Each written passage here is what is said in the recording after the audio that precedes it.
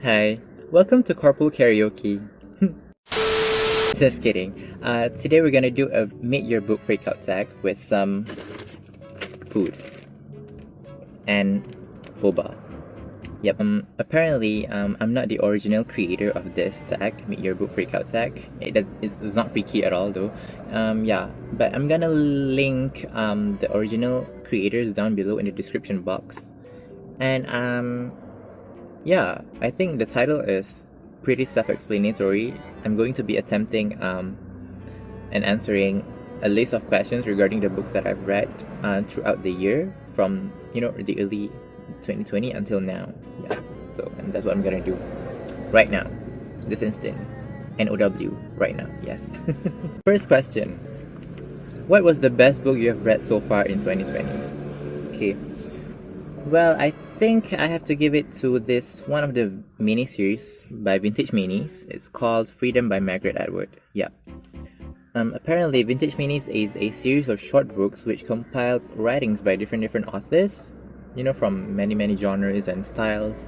But the thing is that they highlight on human experiences. In this series, Vintage Mini has compiled an essay and several chapters from The Handmaid's Tale and Hexie from the novel. At first, I thought it was just an essay, compilation of essays, but I guess I was wrong. Yeah, comprehension level. Boo. I hope that they could have just compiled, the many essays regarding freedom by Margaret Atwood instead of putting in chunks of excerpts from the novels, because I think most people have read the novel. One pretty interesting thing that that I feel from reading The Handmaid's Tale after having the topic of freedom being freshly issued in my brain is that it made me see freedom in a different way. The essay We Are Double Plus Unfree, which is in the book, Atwood addresses issues on freedom, such as freedom to and freedom from, freedom of a man, freedom of a woman, and also how can we ever wholly free. I would suggest that you should definitely check that out. And I think that essay is available online somewhere. Yeah, so I don't think you need to purchase this book for you to enjoy that essay. Yeah, that was a very good essay. Definitely check that out. Go. Next question. What was the best sequel you have read so far in 2020? Well, I think I have to give it to this one, A Wave of Dreams by Kamalia Hasni. Well, technically, it's not really a sequel, but it's the second book that is published by this author. Yeah, a local author. Local power. Previously, she came out with An Ocean of Grey, which is the first poetry book which explores the pain and aftermath of love that was promised to last forever, but ended too soon. Depressing? Because it is. It's very depressing, I can't even lie. I brought this one to a coffee shop one day, and I cried. That was a huge mistake. I'm never doing that again. Yeah. This time around, 2 years later, she came out with A Wave of Dreams, which addresses self-love, self-empowerment, self-healing, the struggle of living abroad for the first time, and of course, giving the love a second chance. Top notch. Also, can we talk about the illustrations? I mean, look at this cover. Also this, and this, and this, and this. Girl. Literally the best purchase I've made thus far. Moving on. Is there any new release you have not read yet but want to? Well, there's one. I don't have it with me. I haven't bought it yet. But it is Death in Her Hands by Otessa Moshfegh. So I've read one of her books before, and it is this one, My Year of Rest and Relaxation. Top notch. But not enough for me to give it a 5 stars on Goodreads yet. But it's good.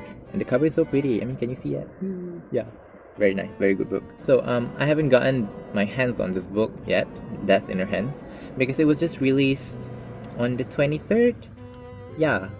Which was a few days ago. So I'm kind of interested in venturing out into different genre that is mystery, sort of thrilling, sort of psychologically messed up kind of fictions. You know what I mean? Yeah, Gone Girl kind of vibe. Yeah, that one. Yeah, and that book do exactly that. Though I would say that Moshfegh's her writing, may not be for everyone, but check out My Year of Rest and Relaxation. I really enjoyed this book. Ooh, that was my cat. He approves. Boba break. Next one. What was the biggest book disappointment? This one. Paper Towns by John Green. I could be the only person in the entire universe that hated this book. But I really hate this book, okay? Like, I hate how pretentious and unrealistic it is. Like, okay. We're talking about high school kids skipping graduation day while knowing damn well that their parents are in the hall waiting for them to get the scrolls and take nice pictures and whatnot. But no! These kids decided to skip their graduation day just so that the main character could chase over the most entitled piece of bread there is in the entire fictional universe. And you know what the worst part is? She didn't want to be found. You know what? I'm over it. Whatever. Ice cream break. That's what it is.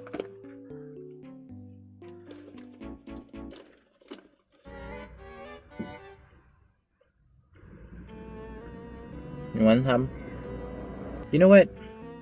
People will either agree that these two are a match made in heaven or an abomination.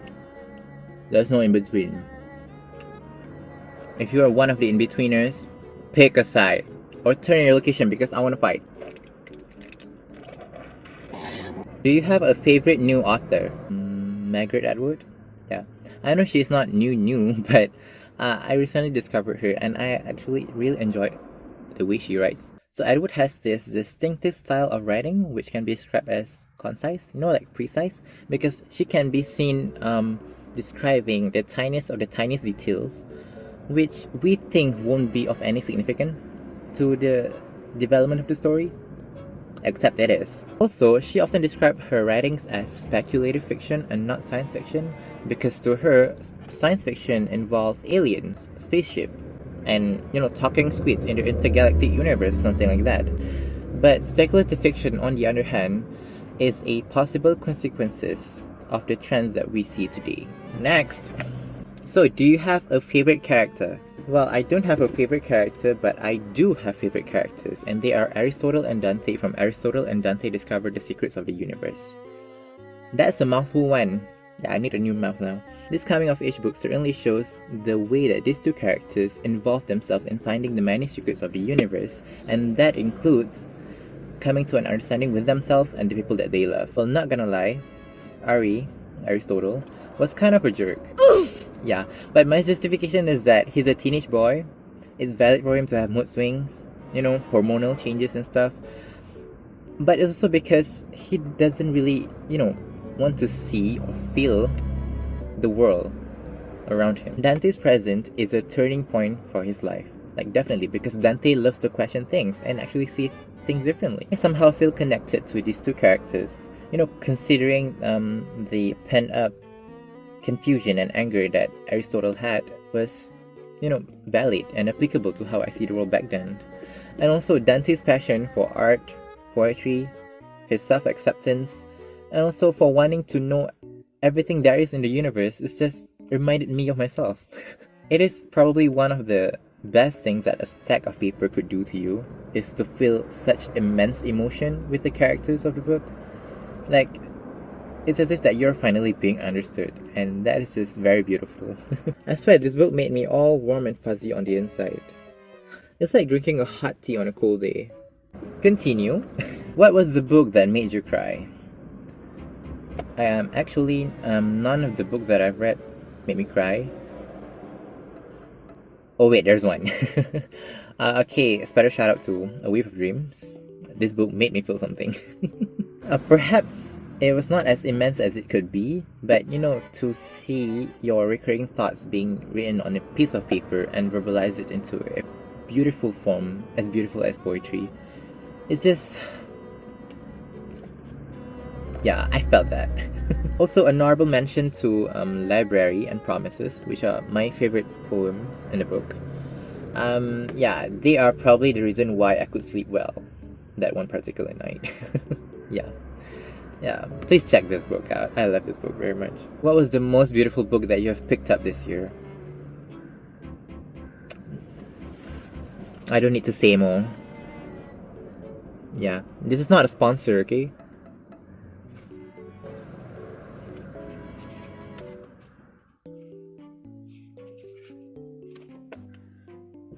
Yeah. Moving on. Okay, what books do you need to read by the end of the year?